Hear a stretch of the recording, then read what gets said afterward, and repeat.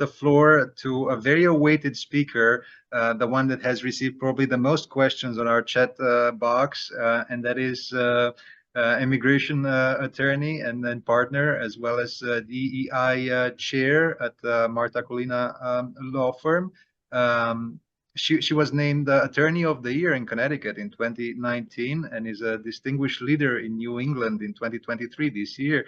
So our Honorary Consul of Romania to Connecticut, the founder of Connecticut for Ukraine refugee matching program. We featured that last year. It was a matching program that had Romanian American families, but American families in general, sponsoring Ukrainian refugee families and welcoming them in their communities. It was a wonderful effort of mobilization when we needed a rapid response. So we thank Dana Bucin for that initiative, and we highlighted it in the past. She was recently recognized by U.S. Senator Richard Blumenthal via a certificate of special recognition for steadfast friendship to Ukraine and economic contributions to the state of Connecticut.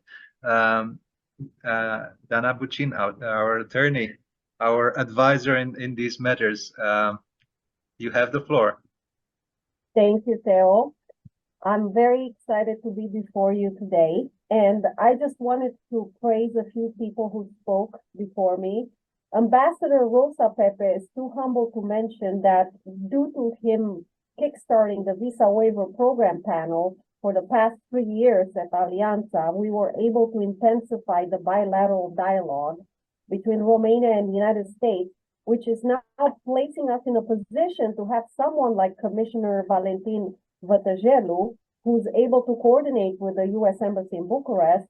And that idea, I still remember it from 3 years ago at one of our first Alianza panel. It was one of the Department of Homeland Security folks who raised it up, and we amplified it through the dialogue. So all these efforts that got us to where we are today, which I would say is almost there in the visa waiver, have started quite a long time ago, but have intensified in the past 3 years.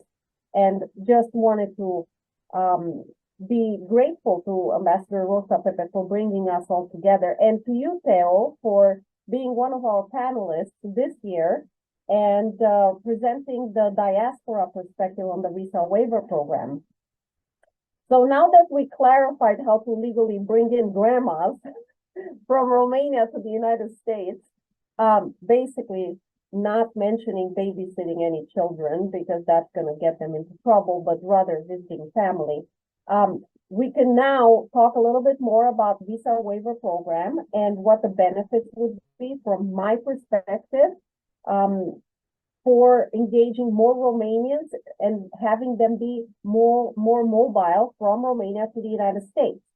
One of the first benefits that's very obvious is lowering the price of a visa, because currently for someone to come to the United States, they would have to pay about $190 visa processing fee at the U.S. Embassy, U.S. Consulate in Bucharest. Compare that with the ESTA form that comes with the visa waiver program, which only costs $14 and is payable online and does not involve any expenses for traveling to the U.S. consulate to go to an interview. So who's this gonna benefit? Mostly, you know, the folks who wouldn't otherwise have the money: students, artists, people living outside of Bucharest, especially far away in Transylvania or Moldova or other parts of the country for whom it would be expensive to come to an interview to Bucharest. As well as would-be entrepreneurs, folks who don't yet have an established business, but they would like to come to the United States to visit, prospect the market, investigate potential partners, etc. So all of these people, students, artists, folks from the provinces of Romania, and entrepreneurs would stand to gain a lot from higher mobility that would be provided by the visa waiver program. As Commissioner Vătăjelu mentioned, the strategy going forward is to encourage renewals of what? B1, B2 visas, because such renewals would be done via mail. One does not need to show up in person at an interview. And unless, of course, there's something wrong with the fingerprints, as he mentioned. But if those fingerprints were captured the first time around, there would be no need for someone to come and renew in person. It would all be done by mail. As you also heard from Commissioner Vătăjelu, the renewals could also be done prematurely. So say you have 3 or 4 years left on your B1, B2 visa. If you renew this year, meaning on October 1st, 2023 to September 30th, 2024, and you get approved via mail for a renewal, you would count positively towards Romania statistics that needs to be lower, 3% or lower denial rate.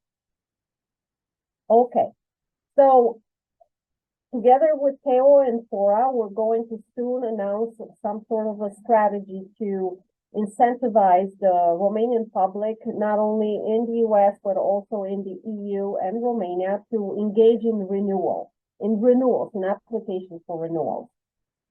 I also wanted to touch a little bit about and follow up on the Connecticut for Ukraine program. I wish Ambassador Viorel Ursu were still here because, and I think I had mentioned this to him when I ran into him at the recent DC gathering. In April 2022, after the Ukrainian war has broken out, a lot of Ukrainian refugees came crashing on the US-Mexico border because at that time, April 2022, there wasn't any legal path for Ukrainians to make it to the United States. This was prior to the United for Ukraine humanitarian parole program.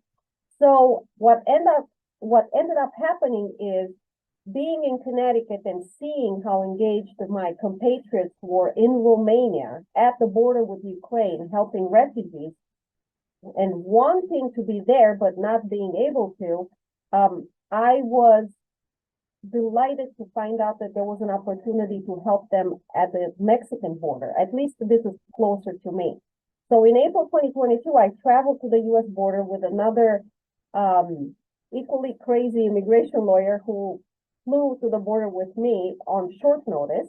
And when we went there, we assisted 2,000 Ukrainian refugees to enter legally the territory of the United States on humanitarian parole. But the point of this is that I had taken some crash courses in Ukrainian just before going. However, when I arrived at the border, I was met with Romanian language from the volunteers and from some of the refugees. Imagine my shock and surprise in learning that Romanian was more popular than Spanish and Ukrainian at that point at the San Diego-Tijuana border.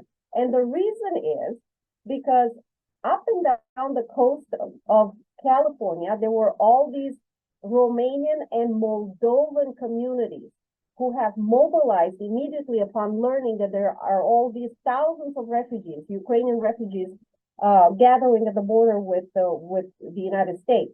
And so they sent a lot of these folks, and no wonder that when I entered there, upon learning that I'm from Romania, I was spoken to in Romanian by Romanian and Moldovan volunteers. And then my biggest surprise was that even the Ukrainian refugees crossing the border were addressing me in Romanian. So I had to investigate the situation to find out that they were from that part of Ukraine that is Romanian speaking. And that's how it was explained. So it was just a very interesting feeling because as an immigration practitioner, I talk to a lot of people from around the world. Very rarely do I get to practice Romanian, but in that particular spot in the world, it was prevalent. A follow-up to that border trip, after I came back to Connecticut, I founded this program, Connecticut for Ukraine, a refugee matching program that ended up bringing 91 refugees into Connecticut. But because of this, our ties with the Ukrainian community right here in Connecticut have never been stronger. As a matter of fact, those who participated at the National Day of Romania in Connecticut were able to witness quite a few Ukrainian refugees who testified on behalf of Romania. They were very grateful to Romania because their trajectory was escaping Ukraine through Moldova, then Romania, and from Romania somehow they ended up in the United States. And I brought a few of them and gave them a platform to testify. And I have to tell you, I was very impressed with how well they portrayed the Romanian hospitality. And the 300 or so guests got to hear from, especially this particular refugee, about how the Romanian people in Romania, as well as at the border, as well as in Connecticut, the Romanian diaspora took them in and took care of them. And as a matter of fact, a lot of our Romanian diaspora members have made a special effort of hiring Ukrainian refugees. So you would go to these Romanian restaurants that we have in Connecticut, and we have about 3 of them, including a very large banquet facility, and you would find Ukrainian chefs in the back, and you would eat pierogies, or the Ukrainian equivalent of pierogies. And so this is further testament to how deep we've been forming a friendship, a steadfast friendship, as Senator Blumenthal named it, between the Ukrainian and the Romanian community. I also wanted to bring to your attention legislative changes at state level that we enacted here in Connecticut to assist the Romanian diaspora. Yet another benefit of this friendship that we now have with the Ukrainian community was to be able to advance legislation that helped the Romanian language be added alongside Ukrainian language to the DMV driving knowledge test. This has been a decade-old struggle for us as Romanians in Connecticut because there are not that many of us. Unlike other places in the United States, we have about 7,000 Romanians according to the latest census. That's definitely not enough to change the laws just for us as Romanians. But our alliance with the Ukrainian community have allowed us to piggyback on the popularity and the need to assist Ukrainian refugees. So as long as the Ukrainian language was being added, the legislatures also paid attention to their best friends, the Romanians, and they added the Romanian language. And now every Romanian in the state of Connecticut could take a driving test on day 1 in Romanian. And that's been fantastic. And it required a change in law in our case. Another change in law that we effected locally was we managed to get the legislature to provide or facilitate additional visas available around universities, and specifically Connecticut universities, for those who collaborate with universities. So scientists, research and developers, STEM folks, they will have access to additional H-1B visas now that the Connecticut legislature has decided to take advantage of federal loopholes or loopholes in federal legislation that would enable universities to collaborate with private industry and make all these additional visas available. It is a model that I would love to share with anyone outside of Connecticut who's interested, because if successful, this could retain a lot of international talent, including Romanians, around U.S. universities and go around the H-1B lottery, which is a big problem and which is being lost by a lot of Romanian and international professionals every single year. And the third piece of legislation that we passed was to lower apostille fees, which they were very detrimental to Romanian immigrants and any other immigrants, because the state of Connecticut used to impose quadruple the price on apostille fees as compared to the national average. And I want to thank my consular staff, in particular, Ms. Ana Maria Hoșbotă, who did a comprehensive research around the United States, comparing all the states with Connecticut and discovering this huge discrepancies that made life much more difficult for Romanian immigrants and any other immigrants who's using Connecticut issued documentation in Romania, such as birth certificates from Connecticut, marriage certificates, etc. They used to cost 4 times the national average, and now that price has been lowered thanks to our input and testimony in front of the legislature. We are now considering pushing further legislation that assists the diaspora communities at the local level, certifying mental health professionals in the native language, wine, the introduction of wine, which has been very successful in Connecticut, but needs a little tinkering because to make it a little more fair to foreign wines from regions previously unknown, or countries previously unknown, those wines are discriminated against at used to be price-wise at Connecticut, taxation levels, and we're gonna try to fix that.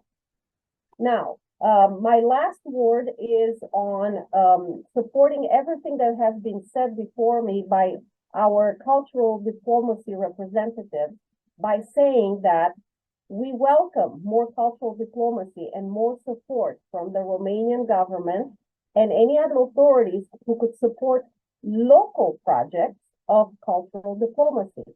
As I presented during the Fora meeting at the ambassador's residence, we would love to be able to build a national heritage mural right here in Connecticut with the help of Romanian American artists.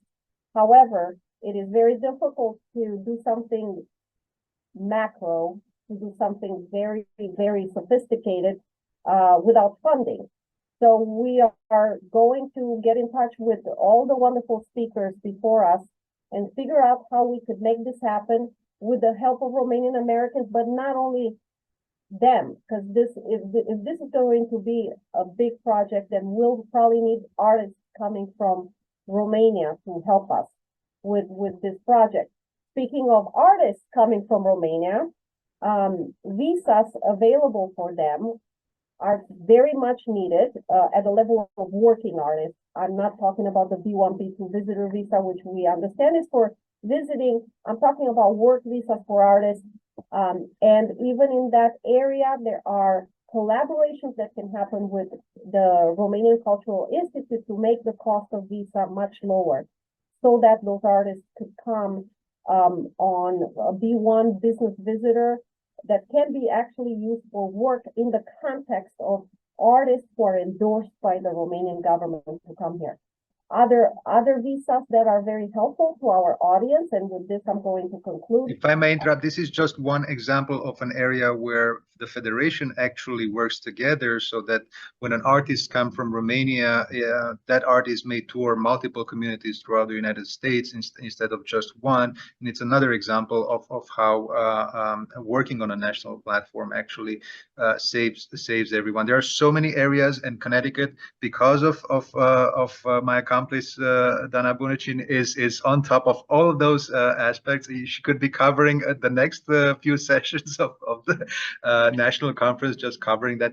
Please, I certainly do ask for her support with many legal questions. Please feel free to approach her.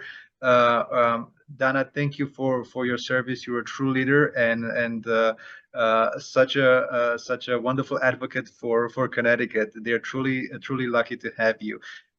We have from the West Coast another IRF Advisory Council member and a person who brings incredible expertise. Remember how I mentioned in my introduction thank you so much, Dana. I hope I haven't interrupted. If there is anything, sorry, was there anything that you wanted to add, Dana? I was going to wrap up to just make you all aware of the other visa types for artists. So besides the B1, the O1, the P1, the Q visa, and for entrepreneurs, E2 and IEP. So, and one of the things that I've discovered the Romanians don't know enough about is that we do have a bilateral investment treaty between the U.S. and Romania that allows Romanian entrepreneurs to come to the United States, open businesses and invest in them and utilize the E2 visa. That's all. Thank you so much. Thank you, Dana.